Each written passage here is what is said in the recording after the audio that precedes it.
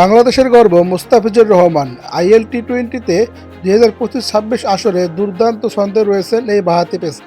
মাত্র 6টি ম্যাচ খেলে 11টি উইকেট নিয়ে এই মুহূর্তে তিনি অবস্থান করছেন আইএল টি-20 উইকেট তালিকার 4 নম্বরে। ডেথ ওভারে তার কাটার সোলার আর নিখুঁত লাইন লেন্থ বারবার বিপক্ষ ব্যাটারদের চাপে ফেলেছে। প্রতিটি ম্যাচে দলের জন্য হয়ে উঠছেন ম্যাচ উইনার। আইএল টি-20 উইকেট তালিকার শীর্ষে রয়েছেন মুস্তাফিজের সতীর্থ ওয়াকার সালাম খেল। তার উইকেট সংখ্যা 15টি।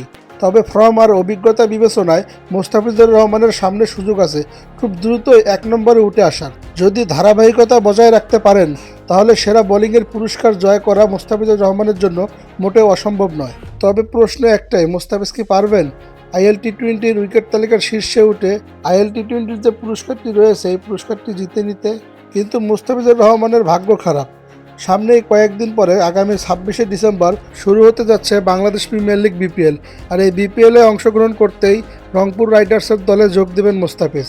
এই কারণে উইকেট তালিকার শীর্ষে নাও থাকতে পারেন মুস্তাফিজ। কিন্তু মুস্তাফিজুর রহমান আইএল টি-20 6টি ম্যাচ খেলে 11টি উইকেট নিয়ে আইএল টি-20 4 নম্বরে রয়েছেন তিনি। শেষ পর্যন্ত মুস্তাফিজ কয়টি উইকেট নিতে পারবে আইএল টি-20-তে?